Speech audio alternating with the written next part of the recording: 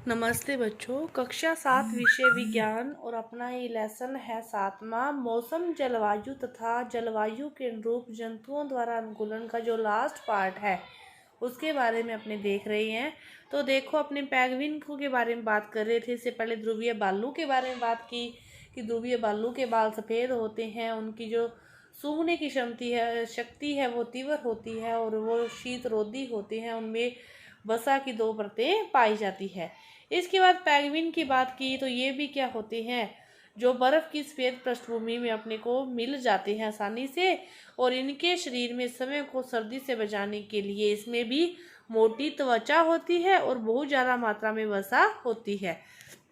ये देखो, पेंगुइनों का झुंड है। तो समय को ये गर्म रखने के लिए ऐसा करते हैं। याद कीजिए कि जब आप खचाखच भरे किसी कमरे या हॉल में होते हो तो आप कितना गर्म महसूस करते हो। एक तो आप ठंड के मौसम में अकेले कमरे में हो, एक 10-15 जने कमरे में होंगे, तो आप कब ठंड ज़्यादा महसूस करोगे, कब कम महसूस करोगे। जब ज़्यादा जने कमरे में है तब आप क्या करोगे, कम ठंड महसूस करोगे। ये भी तो यही नियम अपनाते हैं। जो ध्रुवीय भालू की तरह पेंगुइन भी अच्छे तैराक हैं, वो भी तैर सकते हैं, ये भी तैर सकते हैं। इनका जो शरीर है वो कैसा होता है, दायरा रेखित होता है। इनके पैरों में जाल जैसा बना होता है जिससे ये अच्छे तैराक हैं और आसानी से तैर सकते हैं। ध्रुवीय क्षेत्र में रहने वाले जो अन्य जंतुओं में अनेक प्रकार की जो मछलियां होती है, कस्तूरी मृग, रैंडियर, लोमड़ी, सील, व्हेल या अन्य कई प्रकार के जो पक्षी सम्मिलित होते हैं। नोट कीजिए कि जहाँ जो मछली है वो ठंडे जल में लंबे समय तक रह सकती है। जो मछली है वो ठंडे पानी में, ठंड कितनी ठंड होती है ध्रुवीय क्षेत्र में, वहां पर भी वो लंबे समय तक रह सकती है। वही पक्षियों को जीवित रखने के लिए सभी पक्षी जो ठंड में रहना होगा, तो सीधी सी बात है, अपने आप को गर्म रखना होगा। तो पक्षियों को भी ठंड में रहने के लिए अपने जो शरीर को गर्म रखना आवश्यक होता है। इसी कारण अनेक प्रकार के जो पक्षी है वो सर्दियों के आते ही अपेक्षाकृत गर्म स्थानों पर प्रवास के लिए चले जाते हैं। जब भी ठंड आती है तो फिर वो क्या करते हैं, गर्म स्थानों पर चले जाते हैं। और जब सर्दियां समाप्त हो जाती है इस जगह की, तो फिर वह पुनः अपने आवास में लौट आते हैं। आपने अपने भारत में भी ऐसे अनेक पक्षियों के बारे में देखा होगा कि जो साइबेरिया क्रेन है, इसके बारे में आपने सुना होगा। जो साइबेरिया से राजस्थान के भरतपुर में, हरियाणा, सुल्तानपुर जैसे स्थानों में ठंड, वहाँ पर ठंड होती है, तो दूसरी जगह तो ये इधर की साइड आ जाते हैं, क्योंकि भारत गर्म स्थानों में आता है। यहाँ पर इतनी ज़्यादा ठंड कई स्थानों पर नहीं पाई जाती, जैसे हरियाणा की साइड, भरतपुर की साइड। तो ये प्रवासी पक्षी के रूप में कुछ टाइम के लिए ठंड वाले स्थान से दूसरे स्थान पर आ जाते हैं, और जब वहाँ का मौसम ठीक होता है तो वापस पुनः उसी स्थान पर चले जाते हैं।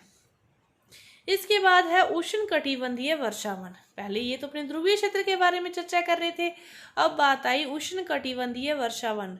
जो उष्ण कटिबंधीय क्षेत्रों की जलवायु है वो सामान्यतः कैसी होती है, गर्म होती है, क्योंकि ये क्षेत्र भूमध्य रेखा के आसपास स्थित होते हैं। ये जलवायु सामान्यतः गर्म होती है। क्यों गर्म होती है, क्योंकि ये जो क्षेत्र है वो ध्रुवीय क्षेत्र के आसपास स्थित होते हैं।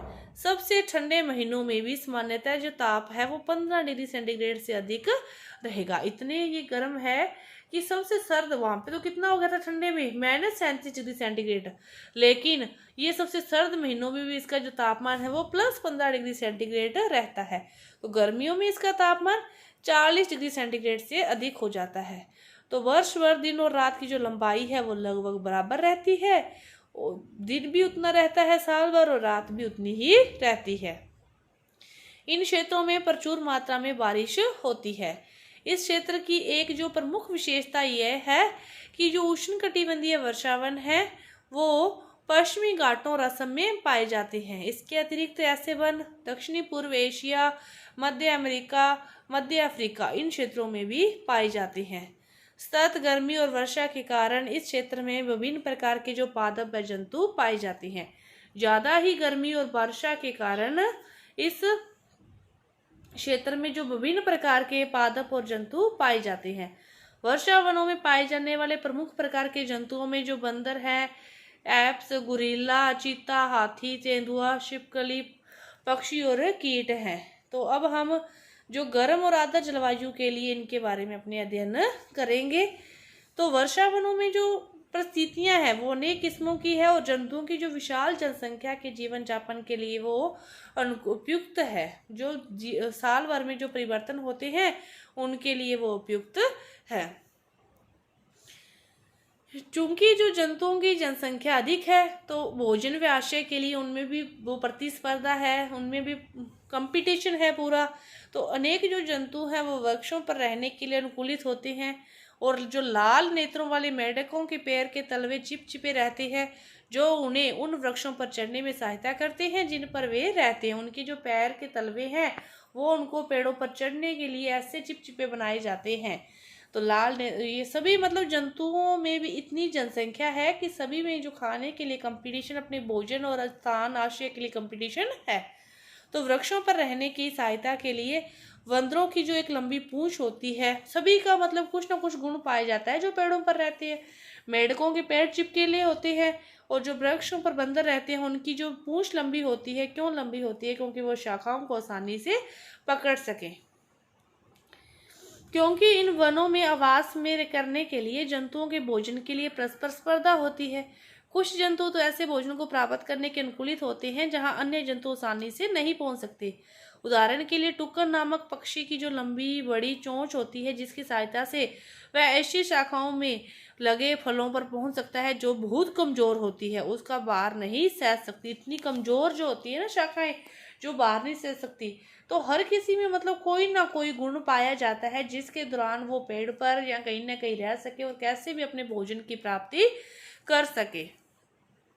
क्योंकि इन वनों में आवास करने वाले जंतुओं में भोजन के लिए परस्पर स्पर्धा होती है और कुछ जंतु अनुकूलित होते हैं, ये तो अपने पढ़ ही लिया। ऐसे मतलब उसकी चोंच की सहायता से वो अपना भोजन प्राप्त कर लेता है। उष्णकटिबंधीय वनों में पाए जाने के लिए अनेक जंतुओं में सुनने की संवेदनशील शक्ति और तीव्र दृष्टि, मोटी त्वचा और ऐसे रंग की त्वचा होती है जो उन्हें आसपास के क्षेत्र में साथ मिलकर छद्मावरण करने में सहायता करती है। उष्णकटिबंधीय वनों में पाए जाने के लिए जो जंतु हैं उसमें सुनने की जो शक्ति है वो कितनी होती है? संवेदनशील शक्ति होती है, तीव्र दृष्टि होती है और मोटी त्वचा और ऐसे वर्ण की त्वचा होती है जो उन्हें आसपास के क्षेत्र में मिलकर छद्मावरण करने में सहायक होती है, उनकी परवक्षियों से रक्षा करती है। और उदाहरण के लिए जो बिलाव परिवार के जंतुओं में मोटी खाल होती है तथा उनकी सुनने की शक्ति भी संवेदनशील होती है। कि जो तो रहते ध्रुवीय क्षेत्र में, उनमें तो मतलब ठंड से बचाव के लिए उनमें त्वचा में मोटी वसा की परत पाई जाती थी और इनमें गर्मी में रहते हैं तो इनको परवक्षियों से रक्षा करने के लिए मोटी खाल होती है। तो इनमें यही अंतर है। तो आपका जो चैप्टर है ये पूरा हुआ। धन्यवाद।